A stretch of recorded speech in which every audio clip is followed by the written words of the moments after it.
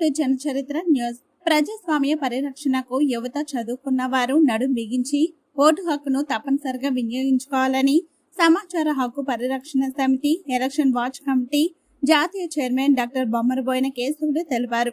సమాచార హక్కు పరిరక్షణ సమితి, ఎలక్షన్ వాచ్ కమిటీ ఆధ్వర్యంలో సోమవారం హైదరాబాద్ లోని సోమాజిగూడ ప్రెస్ క్లబ్ లో సమాచార హక్కు చట్టం, ప్రస్తుత పరిస్థితుల్లో భవిష్యత్ కార్యాచరణ, ఓటర్ చైతన్యం, సి విజిల్ యాప్పై నిర్వహించిన అవగాహన సదస్సుకు ఆయన అధ్యక్షత వహించి మాట్లాడారు. దేశంలో లోక్సభ ఎన్నికల ప్రక్రియ కొనసాగుతుందని చెప్పారు. ఊరు, వాడ, పల్లె, పట్నం అన్ని చోట్ల ఎన్నికల సందడి కొనసాగుతుంది. పేదలు, నిరక్షరాస్యులు, గ్రామీణ ప్రాంత ప్రజల ఎన్నికలలో ఓటు హక్కును వినియోగించుకుంటుండగా పట్టణ ప్రాంతాలలో చదువుకున్న వారు, సాఫ్ట్వేర్ ఉద్యోగులు ఓటింగ్ కు దూరంగా ఉంటున్నారు. ఫలితంగా ఓటింగ్ శాతం తగ్గుతుంది. ప్రజాస్వామ్యంలో ప్రతి ఓటు విలువైంది. ఎన్నికలలో మంచి అభ్యర్థులను ఎన్నుకోవాలి. ఒకవేళ అభ్యర్థులు ఎవరు నచ్చని పక్షంలో నోటాకు ఓటు వేయాలి తప్ప ఎట్టి పరిస్థితుల్లో ఓటు హక్కును వేయకుండా వృధా చేయవద్దు. ఎన్నికలలో అక్రమాల నిరోధానికి సి విజిల్ యాప్ ను డౌన్లోడ్ చేసుకుని అక్రమాలపై ఫిర్యాదు చేయాలి. ఎన్నికల సంఘం పారదర్శకంగా ఎన్నికల నిర్వహణకు అన్ని ఏర్పాట్లు చేసింది. ఓటర్లుగా మన బాధ్యతగా ఓటు వేసి మన కర్తవ్యాన్ని నిర్వహించాలి. అందుకు మీరంతా సిద్ధం కావాలి. ఈ ఎన్నికలు మన దేశ ఆర్థిక, సామాజిక భవిష్యత్తును, మన అభివృద్ధిని నిర్దేశిస్తాయి. ఓటు హక్కు పొందడం ఎంత ముఖ్యమో ఓటు వేయడం అంతే ముఖ్యం. అన్ని వర్గాల ప్రజలు, కులం, మతం, పేద, ధనిక అన్న తేడా లేకుండా ఓటు హక్కు వినియోగించుకుని ప్రజాస్వామ్య పరిరక్షణకు పాటుపడాలని కోరారు. పోటీ చేసే అభ్యర్థులు ఎవరు నచ్చని పక్షంలో నోటాకు ఓటు వేయాలి తప్ప ఓటును విస్మరించవద్దు అని సూచించారు. మన రాష్ట్రంలో మే 11 ఎన్నికలు జరుగుతున్నందున ఇంట్లో ఉండకుండా పోలీస్ స్టేషన్ కు వెళ్లి తప్పనిసరిగా ఓటు వేయాలని కోరారు.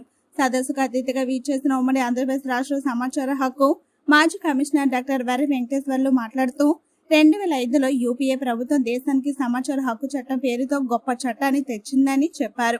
పాలనలో పారదర్శకత, జవాబుదారీతనం తేవడం కోసం ఈ చట్టం తీసుకువచ్చిందని తెలిపారు. ప్రభుత్వ కార్యాలయాల నుంచి ప్రతి సమాచారాన్ని పొందే హక్కు ప్రతి పౌరుడికి ఉందన్నారు. సమాచార హక్కు చట్టంను సద్వినియోగం చేసుకోవాలని సూచించారు. జల సాధన సమితి జాతీయ అధ్యక్షులు దుస్సియర్ల సత్యనారాయణ మాట్లాడుతూ లోక్సభ ఎన్నికలలో ప్రతి ఒక్కరూ తప్పనిసరిగా ఓటు హక్కును వినియోగించుకోవాలని సూచించారు. నల్గొండ జిల్లా ప్రజలకు పాలకులు తాగునీరు అందించడంలో నిర్లక్ష్యంగా వ్యవహరిస్తే 1996లో జరిగిన లోక్సభ ఎన్నికలలో జల సాధన సమితి ఆధ్వర్యంలో 600కు పైగా నామినేషన్లు వేసి సమస్యను దేశం దృష్టికి తీసుకెళ్లామని చెప్పారు. దాదాపు 400 పైగా బరిలో నిలవడంతో ఎన్నికల వాయిదా వేసి మళ్లీ నిర్వహించాల్సి వచ్చిందని తెలిపారు. దీనివల్ల ఫ్లోరైడ్ తో బాధపడుతున్న నల్గొండ జిల్లా ప్రజల సంస్థల ప్రపంచ దృష్టికి వెళ్లింది. ఫలితంగా పాలకులు కదిలారు, సంస్థపై దృష్టి పెట్టారు. ఎన్నికల రోజు సెలవు అని నిర్లక్ష్యం చేయకుండా ఓటు అనే ఆయుధాన్ని ఉపయోగించాలి. ఓటు హక్కు ఉన్న ప్రతి ఒక్కరూ తప్పనిసరిగా ఓటు వేసి మంచి అభ్యర్థులను ఎన్నుకోవాలని విజ్ఞప్తి చేశారు.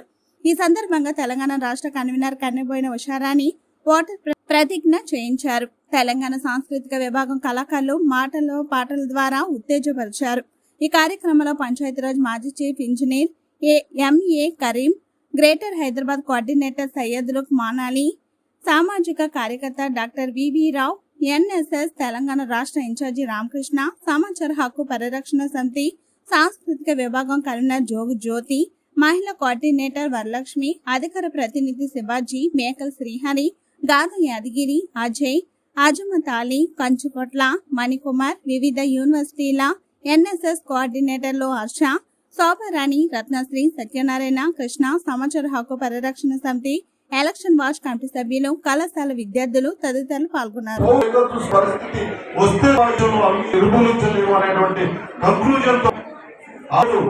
సోనియా యూపీఏ చైర్మన్ గా ఈ చట్టబద్ధాన్ని కూడా ధైర్యంగా తీసుకొచ్చి వాళ్ళ పార్టీలో ఉన్న మంత్రులు కూడా ఈ చట్టాలు ఇన్ఫర్మేషన్ తీసుకుని నష్టానికి వచ్చేలా తీసుకుని ఈ చట్టం తీసుకురావడం జరిగింది. అలా హర్షించాల్సిన అవసరం ముఖ్యం.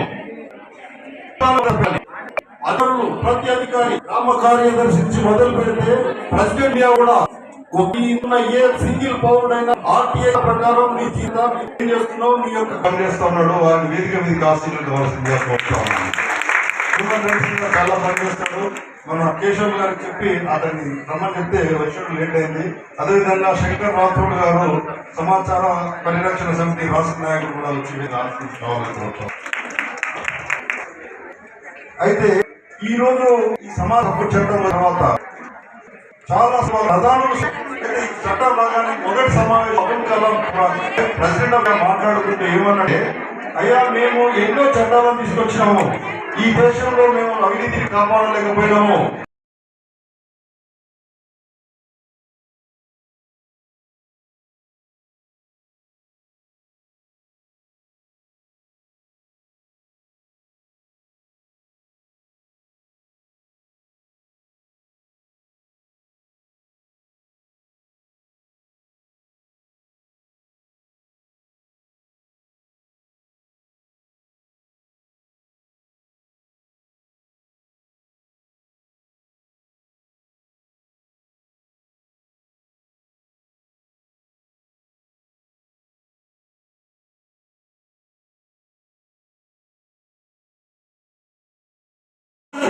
అడవిని సృష్టించినోడు ప్రకృతంటే తల్లి కంటే గొప్పదని చాటినాడు. ప్రకృతంటే తల్లి కంటే గొప్పదని చాటినాడు. ప్రకృతంటే తల్లి కంటే గొప్పదని చాటినాడు. సమాచార హక్కు పరిరక్షణ సమితి మన కోసం ఏర్పడ్డ రక్షణ సమితి.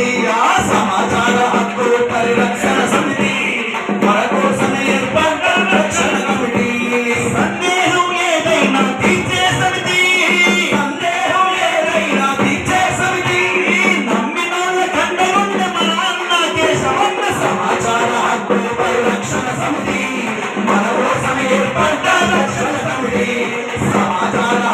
పరిరక్షణ సమితి మన కోసం ఏర్పడ్డ రక్షణ సమితి.